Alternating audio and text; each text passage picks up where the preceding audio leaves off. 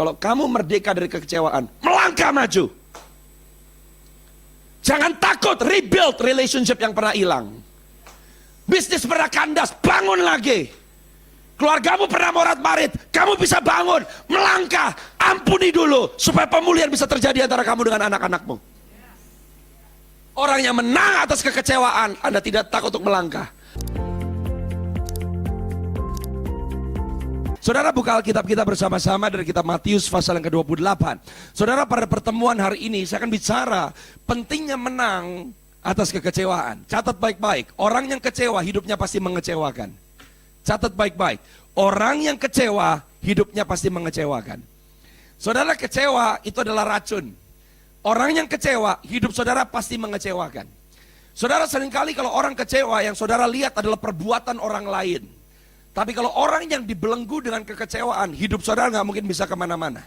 Kekecewaan mencuri hidupmu dari semua hal yang Tuhan sediakan.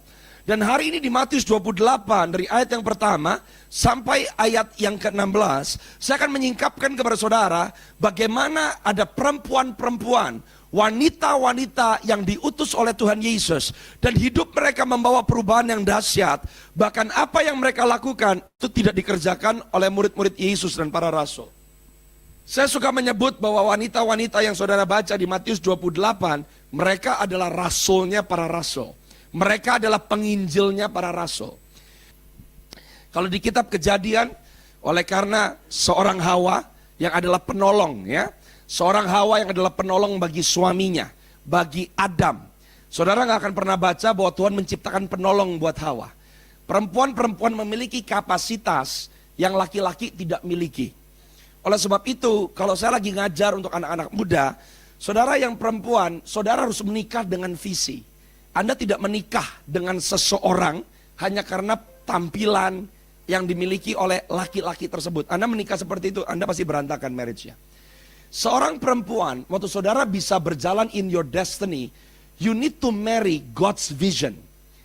Visi dan mimpi Tuhan dalam kehidupan suamimu. Sebelum Tuhan memberikan Hawa kepada Adam, Adam adalah seorang laki-laki yang mengerti jati dirinya, yang mengerti fungsinya, dan kehendak Tuhan dalam hidupnya. Saudara bisa ketemu dengan laki-laki yang tidak sekaya laki-laki yang lain, tapi kalau laki-laki kepada saudara mau membuat perjanjian di dalam pernikahan, laki-laki calon suami, saudara adalah seseorang yang mengerti jalan dan destiny Tuhan dalam hidupnya, you'll be in good hands. Karena penyediaan penyertaan Tuhan selalu akan mengikuti perintah Tuhan. Setiap kali Tuhan mengajarkan umatnya untuk taat, ketaatan adalah untuk kita. Sebab ketaatan adalah ekspresi kasih. Saudara dan saya nggak mungkin bisa taat kalau saudara kecewa. Orang yang kecewa, your life will not go anywhere.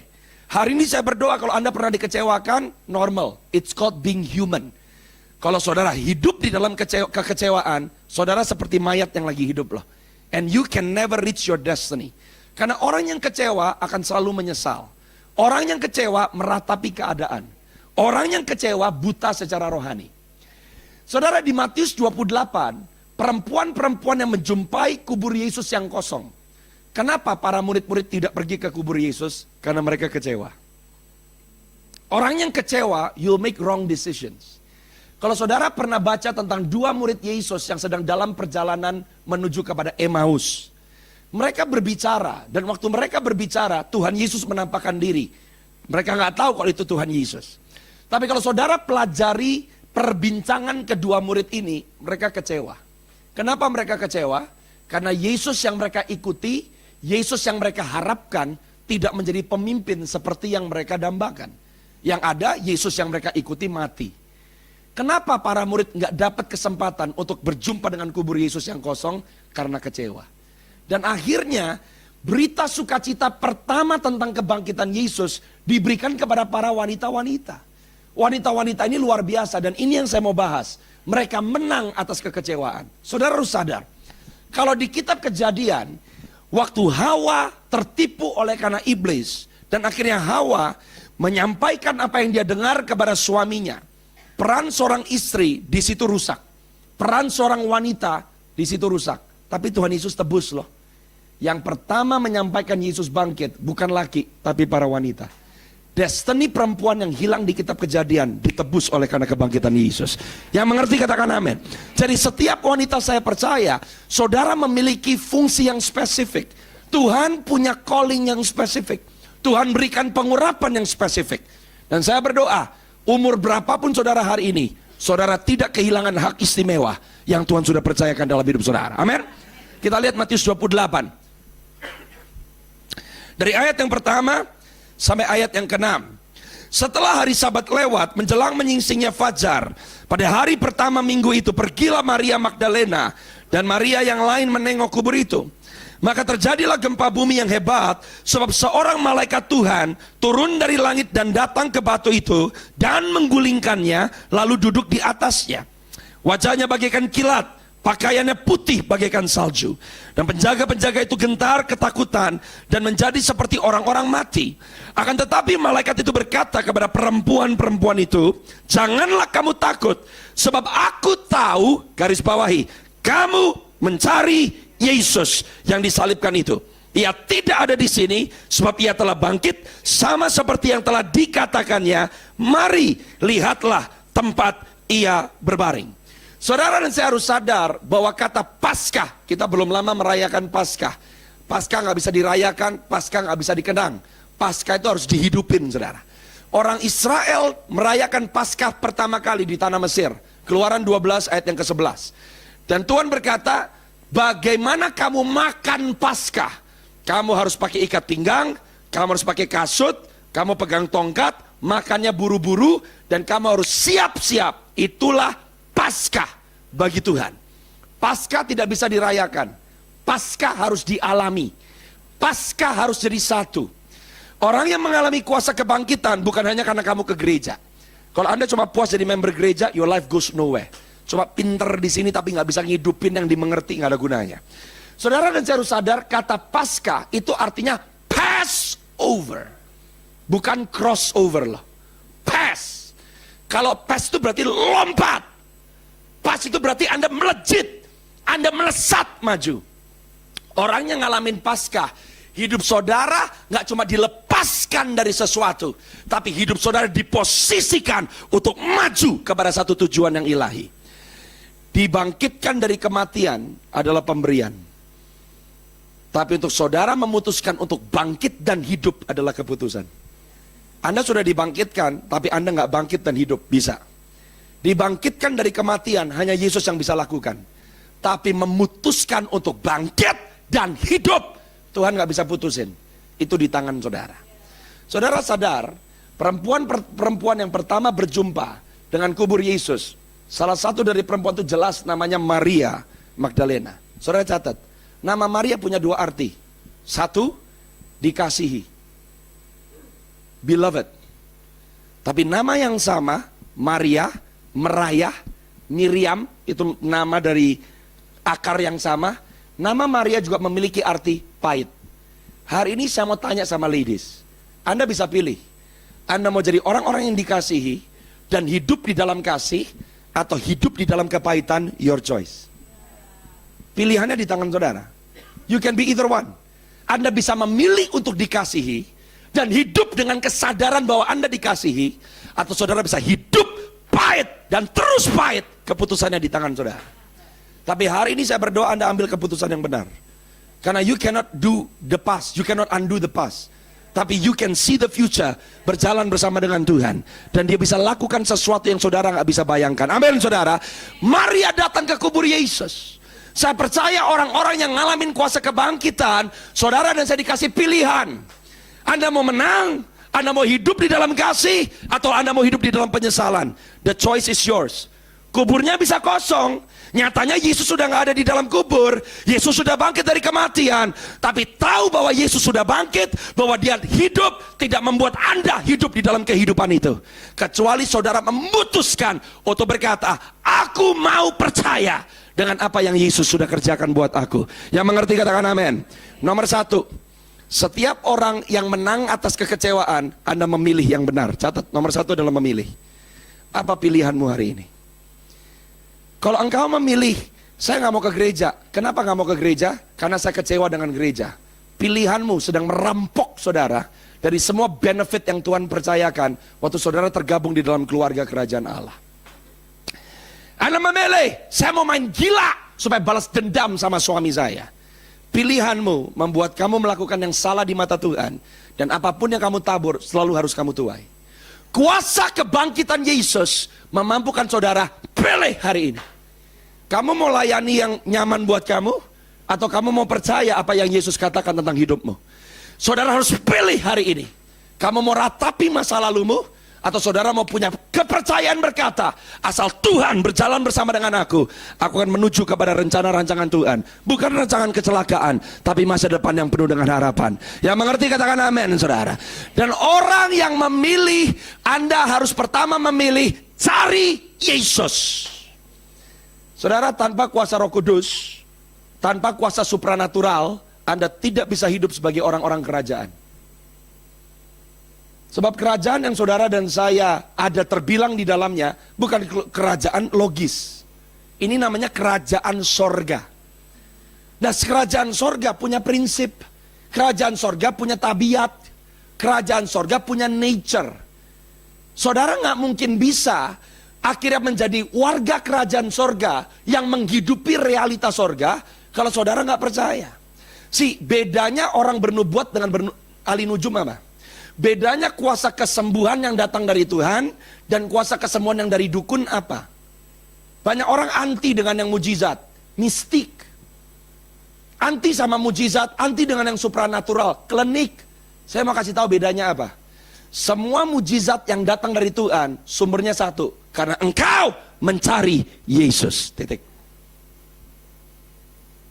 Kalau saudara dapatkan kuasa mujizat tanpa pribadi Yesus, that's not the Lord. Pertanyaan, siapa yang dimuliakan? Siapa yang ditinggikan? Siapa yang dimanifestasikan? Dukun bisa bikin orang sembuh, tapi dukun gak bisa bikin orang kenal Yesus. Sedangkan berkat yang sejati adalah Yesus. Kemerdekaan yang sejati adalah Yesus. Kemenangan yang tersejati adalah Yesus. Jadi kalau saudara terobsesi dengan jawaban yang Anda harapkan lebih daripada Yesus, Anda keluar dari ranah kerajaan sorga. Kenapa para malaikat datang? Karena malaikat berkata kepada para perempuan ini, kamu mencari Yesus. Mencari Yesus adalah pilihan. Mencari Yesus adalah keputusan. Sekarang saya mau nanya, apa yang saudara putuskan setiap hari karena kamu cari Yesus? You can check loh. Apakah keputusan saudara setiap hari karena yang Anda kejar adalah Yesus? Kenapa kamu memilih untuk berkata-kata dengan apa yang kamu katakan buat suamimu dan kepada suamimu? Is it because you are seeking Jesus? Atau yang Anda cari adalah pembelaan sendiri? Apa yang saudara katakan kepada anak-anakmu? Saudara membesarkan anak-anakmu because you are seeking Jesus, atau saudara mau anak-anakmu memenuhi yang menjadi ekspektasimu? Oh, beda banget. Dua-duanya melakukan pekerjaan yang sama. Dua-duanya bisa menghidupi siklus kehidupan yang sama. Tapi motivasi hatinya berbeda. Tapi kalau saudara memilih untuk mencari Yesus, maka di situ intervensi ilahi akan masuk dalam hidup saudara. Malaikat datang dan berkata, because you seek Jesus. Yesus yang kamu cari. Orang kecewa nggak mungkin bisa cari Yesus. Kenapa kamu ke gereja? Banyak orang nyari ke gereja bukan cari Yesus. Kamu butuh sesuatu dari Yesus. Attitude orang ke gereja karena Anda cari Yesus sangat berbeda. Kalau kamu cari Yesus, Anda akan datang ke gereja dengan berkata, siapa yang hari ini Tuhan engkau mau untuk aku doakan? Aku mau tahu isi hatimu. Tuhan mau bicara apa? Itu attitude orang cari Yesus. Orang yang cuma datang ke gereja, pingin didoain, dengar khotbah bagus. Kamu gak cari Yesus. Kamu lagi memperalat Yesus supaya kamu dapat apa yang kamu mau.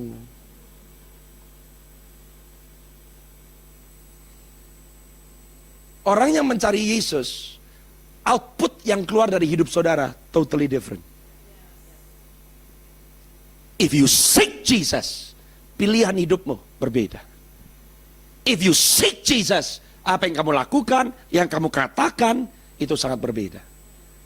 Karena tujuannya di dalam hati saudara adalah Yesus. Yang mengerti katakan amin.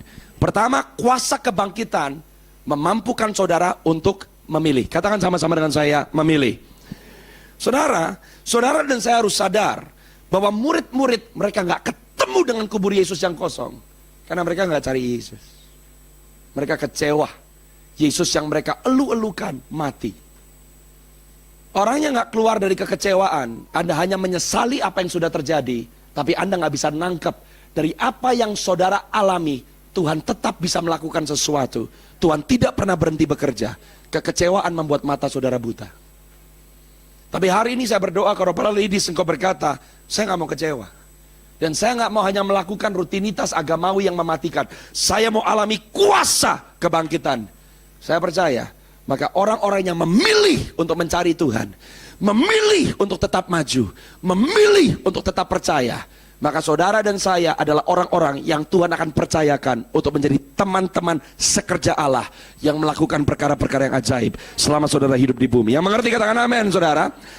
Coba buka sekarang, lihat ayat yang ke-7 sampai ayat yang ke-8. Saudara dan saya harus mengerti bahwa orang yang memilih Yesus adalah orang yang bersuka cita. Orang yang memilih Yesus, you have joy. Kalau engkau memilih Yesus, Anda akan punya raut wajah, Anda akan punya attitude yang sangat berbeda. Saudara tidak mungkin bisa bersyukur. Makanya saya selalu katakan, bahagia dan bersyukur beda. Orang berbahagia karena Anda dapat sesuatu. Sedangkan 1 Tesalonika 5 berkata bersukacitalah senantiasa. Bagaimana cara Andanya bisa bersukacita di dalam keadaan yang tidak memiliki alasan untuk Anda berbahagia? Karena sukacita tidak tergantung apa yang Anda lihat, sukacita nggak tergantung apa yang Anda terima, sukacita tidak tergantung apa yang Anda alami. Sukacita ada karena seorang pribadi. Dan kalau saudara memilih untuk lihat pribadi itu, lagi ngalamin yang namanya kedukaan sekalipun, Anda tetap bisa bersukacita. Karena sukacita bukan tergantung apa yang Anda terima, apa yang Anda rasakan. Sukacita karena pribadi Yesus yang nyata dalam hidup saudara. That's joy. Makanya jangan ditukar, joy sama happiness beda. Orang maunya happy. Yang Tuhan tawarkan bukan cuma happy, joy. Anda mau happy, iblis bisa kasih happy. Tapi iblis gak bisa kasih joy. Karena joy pribadi. Siapa itu joy? Christ Jesus. Itu joy. Yang mengerti katakan amin. Lihat ayat yang selanjutnya, ayat yang ke-7. Dan segeralah pergi, katakan kepada murid-muridnya, bahwa ia telah bangkit dari antara orang mati. Ia mendahului kamu ke Galilea, dan di sana kamu akan melihat dia. Sesungguhnya aku telah mengatakannya kepadamu. Mereka segera pergi dari kubur itu, dan dengan takut, dengan sukacita yang besar, dan berlari-lari cepat-cepat untuk memberitahukannya kepada murid-murid Yesus. Katakan amin, saudara. Yang nomor 2, kuasa kebangkitan. Orang yang menang atas kekecewaan, Anda akan melangkah maju. Step out, melangkah. Orang yang menang atas kekecewaan, Anda bisa melangkah. Orang kecewa nggak bisa melangkah. Biasanya orang kecewa, waktu saudara akan ketemu dengan sebuah opportunity baru, sebuah pengalaman baru, orang kecewa akan ngomong apa? Nggak mau, nanti sakit lagi.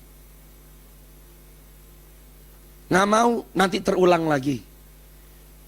Nggak mau, nanti dipermalukan lagi. Nggak mau, nanti gagal lagi. Kecewa akan membuat engkau berdiri di tempat. Bahkan yang lebih parah, kecewa membuat engkau bukan melangkah maju, tapi hidupmu makin mundur.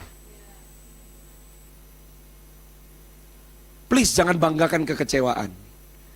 Yang paling parah orang bisa bilang, aku kecewa dengan Tuhan. Really? Kamu debu bisa kecewa dengan pencipta langit bumi? Tahu diri dong. Itu entitlement mentality. Tuhan memang utang sama saudara. Kalau hari ini ada yang berani berkata, Tuhan utang sama saya, angkat tangan. Kamu utang hidup sama Tuhan loh. Kalau nggak ada Yesus Kristus, saudara dan saya akan jerat-jerit selamanya di neraka. And then berani kita hidup dan berkata, aku kecewa dengan Tuhan. Silakan kecewa dan masuk neraka. Fast pass. Saya berani berkata, kekecewaan akan membuat saudara nggak sadar akan kuasa salib Yesus. Dan kekecewaan bisa bawa kamu sampai ke dalam neraka. Saya kasih contoh di Alkitab satu orang yang kecewa. Coba dibuka buat saya Markus pasal yang ke-10. Dimulai dari ayat yang ke-17. Saudara, ada seorang anak muda yang kaya. Ini makanya kalau orang yang direnggut dengan kekecewaan ya, karena dengan jelas ayatnya ngomong apa. Coba Markus 10, tolong dibuka buat saya dari ayat yang ke-17.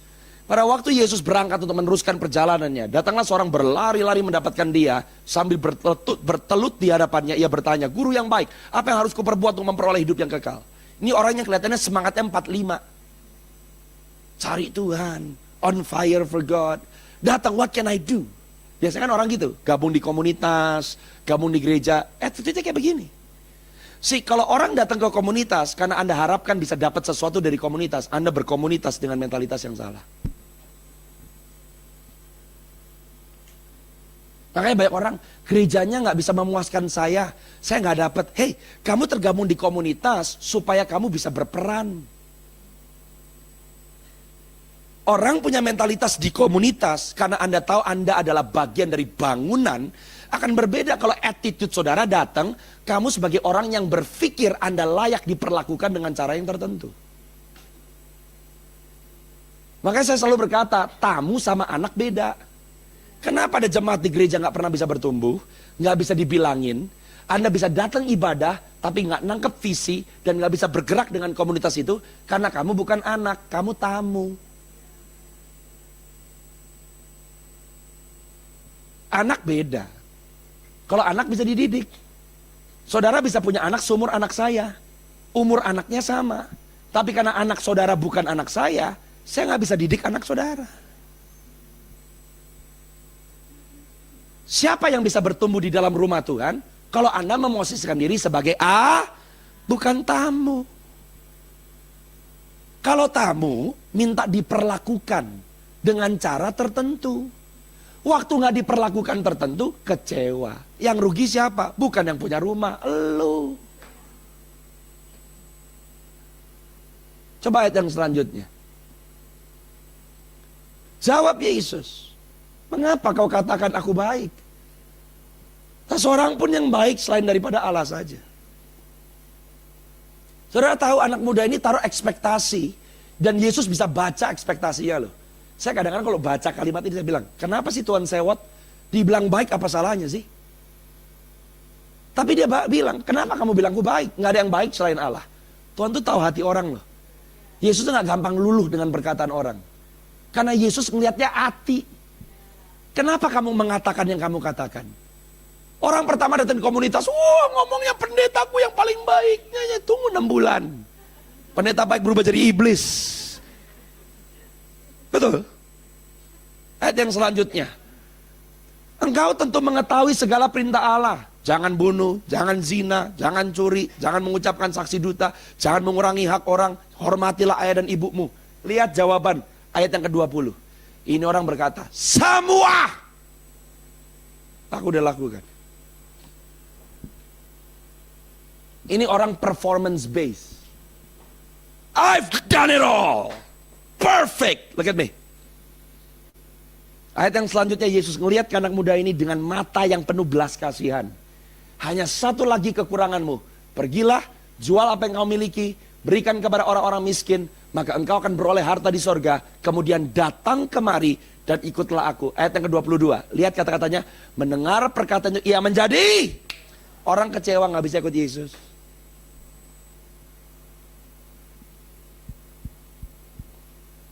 Anda bisa kagum Yesus. Anda bisa elu-elukan Yesus. Anda bisa hormati Yesus. Tapi kalau kamu kecewa, kamu nggak mungkin ikut Yesus. Karena Yesus datang membawa perubahan gaya hidup. Oh, Yesus nggak anti sama orang kaya. Kekayaan itu alkitabiah. Saya berani berkata tidak ada orang Kristen miskin. Miskin bukan di sini. Miskin bukan masalah kamu punya atau nggak punya. Miskin tuh di sini. Kita memanggil dia Aba. Aba itu artinya sumber. Gimana orang terhubung sama sumber? Miskin. Kemiskinan bukan di sini. Kemiskinan untuk kamu nggak menyentuh sumber. Itu miskin. Dan miskin nggak karena kamu bandingkan apa yang kamu miliki dengan orang lain. Waktu Anda terhubung dengan sumber, kamu nggak bisa miskin. Sebelum kamu meminta, Bapakmu di sorga menyediakannya buat kamu. Itu rich. Yesus bukan orang miskin. Saya kemarin khotbah, saya bilang, Yesus tahu bagaimana untuk ngurusin pengusaha. Zaman Yesus nggak ada kereta api, nggak ada pesawat, nggak ada mobil. Salah satu moda transportasi yang paling bergengsi apa? Ya kapal. Dan Yesus pertama kali mulai pelayanan yang dia kunjungin siapa? Pengusaha. Tapi Yesus bisa jadiin pengusaha penjala manusia. Yesus nggak pernah tertelan dengan pengusaha. Yesus nggak tunduk di bawah pengusaha. Yang ada dia bilang, aku jadiin kamu penjala manusia. Keren. Yang ngelilingin Yesus siapa? Tax collector. Pemungut cukai. Yesus mainnya sama orang-orang punya duit. Karena nggak ada pelayanan kok nggak ada duit. Ladies kumpul hari ini. Ini listrik AC nyala. Nggak butuh duit. Ada konsumsi makanan di depan. Nggak butuh duit. Butuh. Saudara nggak diberkati. Kamu nggak bisa jadi berkat. Emang ngasih makan orang miskin nggak butuh duit.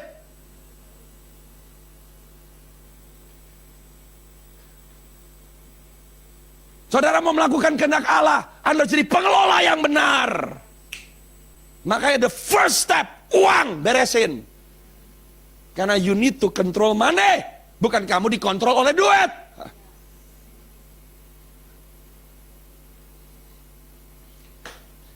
Nah kalau saudara dan saya kecewa doa belum dijawab, kecewa bisnis omset belum naik, kamu gak menghidupi prinsip kerajaan.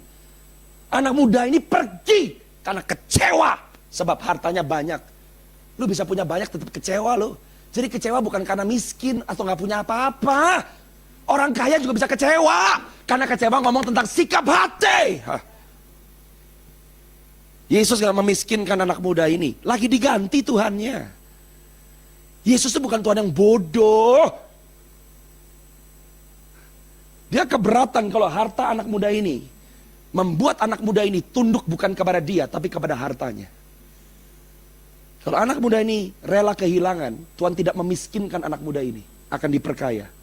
Saya bisa kasih contoh di Alkitab, orang yang udah kaya jadi makin kaya. Contoh siapa? Ayub. Sebelum dia direstorasikan, sudah orang terkaya. Setelah direstorasikan, gak cuma harta balik 100% ditambah 100. Orang terkaya tetap diberkatin lebih. Dari terkaya jadi terkaya. Kok Tuhan gak bilang, sudah kaya kamu, cukup. Kalau hati saudara dan saya benar, dia akan perlengkapi saudara. Karena kenapa? Waktu saudara berhasil, siapa yang dipermuliakan? Tuhan.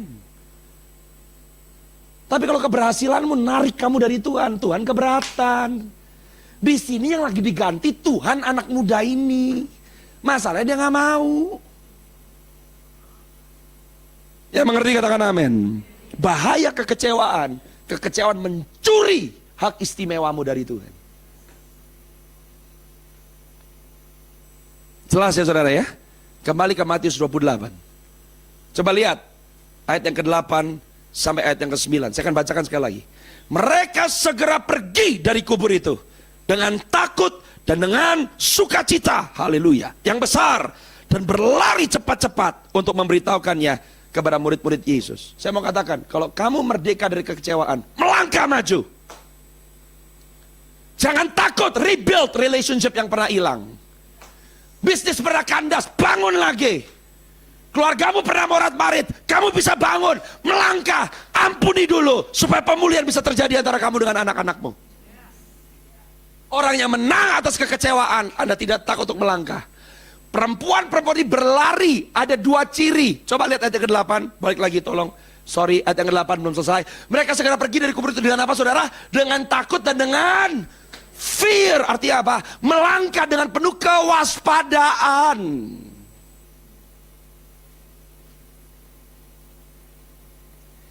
Melangkah dengan sukacita, artinya melangkah dengan pengharapan. Kamu waspada tanpa pengharapan, namanya ketakutan. Kamu melangkah hanya dengan pengharapan tanpa kewaspadaan, namanya kecerobohan. You need to have both. Balance. Orang yang melangkah dengan waspada, sekarang mereka melangkah dengan di hati, di pikiran itu yang ditaruh adalah what does God want? Gak keluar dari ranah kehendak Tuhan. Tapi mereka harus lari dengan pengharapan. Karena mereka gak tahu murid-murid mau percaya atau enggak. Di tengah jalan ketemu apa? Mereka ditolak, dibilang gila. Kalau saudara mau melangkah, dengar, ada resiko. Tapi kalau saudara hidupnya merdeka dari kekecewaan, mau resikonya baik atau nggak baik, kalau Anda melangkah bersama dengan Yesus, meskipun saudara nggak tahu di depan ada apa, tapi saudara punya keyakinan betul bahwa Tuhan nggak pernah meninggalkan saudara jalan sendirian. Yang mengerti katakan amin. Kalau hidupmu selama ini stuck, ladies, saya mau berkata hari ini, lepas dari kekecewaan dan katakan, aku mau melangkah bersama dengan Tuhan. Yang mau katakan amin. Yang mau katakan amin. Nomor 9, yang nomor 3. Orang yang lepas dari kekecewaan, Anda baru bisa menyembah. Katakan sama-sama menyembah. 3M. Memilih, melangkah, menyembah. Menyembah bukan nyanyi. Tiba-tiba Yesus, orang yang memilih yang benar, orang yang berani melangkah, baru Yesus muncul.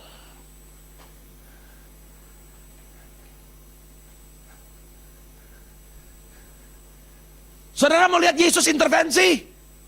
Pilih yang benar dan belajar melangkah. Tiba-tiba, katakan sama-sama dengan saya, tiba-tiba Yesus berjumpa dengan mereka dan berkata, salam bagimu. Orang yang lepas dari ketakutan, orang yang lepas dari kekecewaan, orang yang memilih yang benar, orang yang melangkah. Di situ Tuhan akan datang intervensi. Dan satu perkataan Tuhan bisa merubah seluruh hidup saudara. Salam bagimu. Ini bukan selamat pagi. Ini bukan selamat siang, ini bukan selamat malam. Kalau saya mau gambarkan waktu Yesus berkata, salam. Tahu gak Yesus ngomong apa? Diberkati kamu. Haleluya. Berkat hanya akan datang kepada orang-orang yang memilih yang benar dan melangkah. Loh kalau kayak begini, Anda tahu berkat bukan karena pilih kasih kan? Berkat bukan masalah Anda layak atau nggak layak. Enggak, semua orang bisa memilih, semua orang bisa melangkah. Dan waktu Anda memilih dan melangkah, berkat Tuhan turun. Jadi berkat Tuhan gak pernah pilih kasih. Orang yang biasanya suka bilang Tuhan pilih kasih, saya kan bukan karena dia, saya kan bukan kayak pendeta. Itu orang yang gak mau memilih dan gak mau melangkah. Orang yang sering kali mencibir adalah orang yang That's it. Coba lihat kiri kanan, katakan jangan kecewa. Kalau kamu tahu teman kamu masih kecewa sama suami sama pendeta, goyangin dia, jangan kecewa, biar merdeka itu orang. Orang kecewa, Anda bisa kenali dari cara ngomongnya, bahasa yang keluar, Anda bisa kenali kok. Dan orang yang kecewa, Anda akan kehilangan opportunity untuk diberkati oleh Tuhan. Waktu Yesus mendekati mereka dan berkata, salam bagimu, mereka mendekatinya dan memeluk, katakan sama-sama dengan saya, memeluk kakinya dan menyembah. Orang yang tidak kecewa, Anda bisa menyembah dengan benar. Apa itu penyembahan? Anda memeluk. Memeluk itu bukan begini waktu saya pelajari. Memeluk itu begini nih. You grab hold.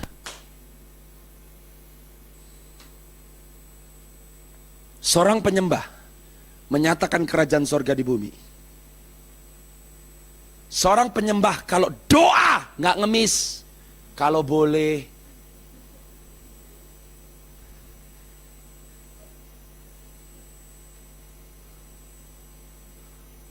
kalau Tuhan mau, itu bukan doa. Orang yang berdoa, grab hold. Aku dan seisi rumahku akan kenal Tuhan. Anakku akan bertobat. Itu doa tuh. Bukan kalau Tuhan mau. Yang mengerti katakan amin. Yang mengerti katakan amin. Kalau Tuhan udah ngomong salam bagimu, He blesses you. Dan orang yang lepas dari kecewa, Anda bisa menyembah. Mereka mendekati dan memeluk. Orang yang menyembah Tuhan, Anda punya keberanian untuk datang menghadap tata Tuhan yang suci. Bagaimana Anda bisa menghampiri Tuhan kalau kamu kecewa? Orang yang lepas dari kekecewaan, mereka mendekati Dia. You present yourself. Dan Anda merebut, Anda mengambil, Anda take hold apa yang Tuhan sudah siapkan buat saudara. Amin saudara. Sebelum saya selesai, Anda baca di Yohanes 4 tentang seorang perempuan Samaria. Dikulitin sama Tuhan Yesus. Laki lu tuh yang di rumah tuh bukan suami. Pernah punya laki-laki lain kan? Mateng lu, ketahuan. Tapi orang yang berjumpa dengan Yesus, perempuan itu gak menyesali masa hidupnya, gak ditutup-tutupin. Dan Yesus berkata, Bapa mencari penyembah-penyembah benar yang menyembah di dalam roh dan kebenaran. Itu perempuan jadi penginjil. Satu kota terima Yesus karena kesaksiannya. Itu penyembah. Itu perempuan gak jadi worship leader. Itu perempuan gak jadi singer. Orangnya lepas dari kekecewaan, maju dan berkata, kalau Tuhan bisa lakukan di aku, Tuhan bisa lakukan dalam hidupmu. Anda baru bisa jadi berkat, dan saudara bisa jadi saksi. Amin. Yang paling terakhir saudara, coba lihat ayat yang 10. Ini yang mengenaskan. Jangan sampai saudara dan saya direnggut oleh kekecewaan. Saya lagi ngomong hari-hari ini, Tuhan lagi banyak jelasin sama saya tentang kekecewaan. Karena banyak orang di akhir zaman akan murtad. Apa cikal bakal kemurtatan? Kecewa. Kan nggak main-main, ini umpan iblis. Dan kita lagi ada di musim yang sama di Nina Bobo, doesn't work.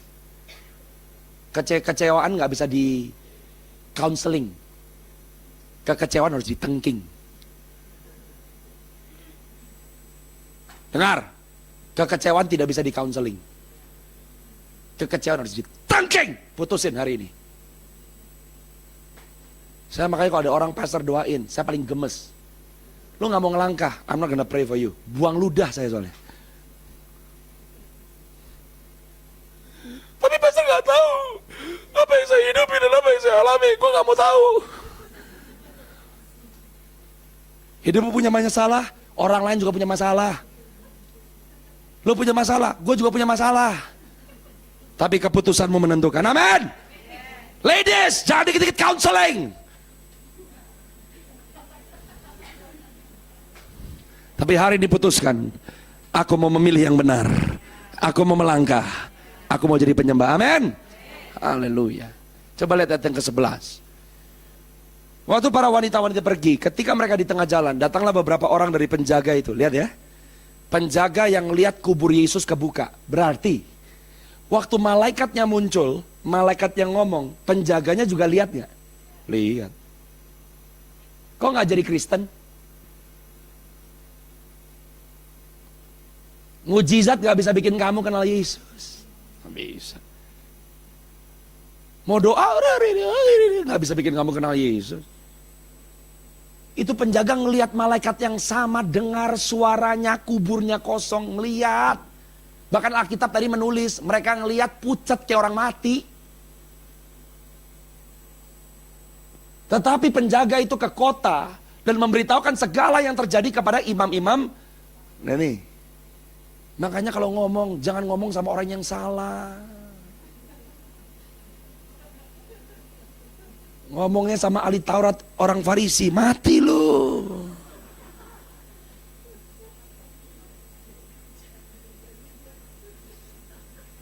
Ladies, orang kecewa akan selalu attract orang yang kecewa. Itu yang namanya gosok, makin sip gosip. Saya mau kasih tahu, waktu gosip sudah terjadi, yang muncul bukan Yesus, yang muncul setan. Oh, he will lie to you. Ini muncul setan loh ini. Jangan lihat orangnya, lihat roh di belakangnya. Lihat ayat yang selanjutnya. Alkitab berkata ayat yang ke-12, dan sesudah berunding dengan tua-tua. Ini gosip nih. Ini komunitas yang salah. Mereka mengambil keputusan lalu memberikan sejumlah besar uang. Iblis akan kasih sesuatu seperti permen yang membuat mulutmu diam sesaat. Melihat mujizat, melihat malaikat, bukannya makin percaya, makin gak percaya. Ayat yang selanjutnya, tenang beres, lu ngomong aja. Kalau murid-muridnya datang malam-malam, mencurinya ketika kamu sedang tidur. Yang ngajarin siapa? Orang yang tahu Alkitab loh. Orang yang tinggal di mana? Tinggalnya di bait suci, gereja.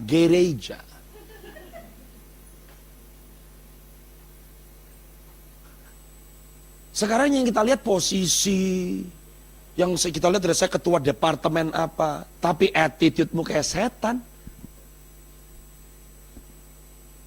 Ini yang ngomong bukan orang yang kenal Tuhan, orang yang melayani Tuhan. Gak ada mujizat, gak ada, bohong. Mayatnya diambil sama murid-muridnya di tengah malam. Kok bisa ya? Orang agamawi tapi berbohong. Salah satu hukum Taurat, jangan bersaksi dusta. Dilanggar loh sama orang yang kekeh 10 hukum Taurat tadi. Ini agamawi ini. Yang lu omongin sama yang lu hidupin beda total. Apa yang terjadi? Ayat yang selanjutnya, ini yang paling mengenaskan. Dan apabila hal ini kedengaran oleh wali negeri, kami akan berbicara dengan dia sehingga kamu tidak beroleh kesulitan apa-apa. Hei, orang yang kompromi, Anda akan dibuat hidupmu nyaman, hidupmu tenang, kelihatannya oke, kelihatannya logis. Tapi gara-gara itu ayat yang selanjutnya, karena perkataan para serdadu-serdadu itu, mereka menerima uang, ayat yang 15, mereka menerima uang itu dan berbuat seperti yang dipesankan kepada mereka. Dan cerita ini tersiar di antara orang Yahudi sampai hari ini. Orang Yahudi banyak yang gak percaya kebangkitan Yesus karena serdadu-serdadu itu. Orang kecewa bukannya jadi berkat, Anda meracuni generasi. Kamu kecewa, yang kamu racuni anakmu. Kamu kecewa, yang kamu racuni orang-orang di sekitarmu. Kekecewaan akan menjadikan kita bukan alat Tuhan, tapi kekecewaan membuat kita menjadi alatnya siapa? Iblis. Jangan kecewa karena uang. Jangan kecewa karena kamu pernah dimanipulasi. Keep your heart pure. Saya berdoa saudara dan saya menjadi seperti wanita-wanita ini, bukan serdadu-serdadu itu. Kuasa kebangkitan Yesus memampukan kau memilih. Katakan sama-sama memilih. Yang nomor 2, melangkah. Yang nomor 3, menyembah. Jadikan hidupmu alat di tangan Tuhan. Hidupmu gak ditentukan karena apa yang pernah terjadi. Kalau hari ini masih ada, kasih karunia Tuhan cukup buat saudara. Bukankah kita berkata rahmatnya selalu baru setiap pagi. Setiap pagi. Hiduplah dalam pengharapan. Menang atas kecewa. Hari ini putuskan, keluar dari pintu belakang, kekecewaan tinggal di tempat ini. Jangan sampai kekecewaan masih menentukan pilihanmu, masih meracuni langkahmu, dan kekecewaan menjadi penghalang. Dan saudara dan saya gak bisa menjadi penyembah-penyembah benar, yang menyembah di dalam roh dan kebenaran. Mari berdiri semua dalam hadirat Tuhan.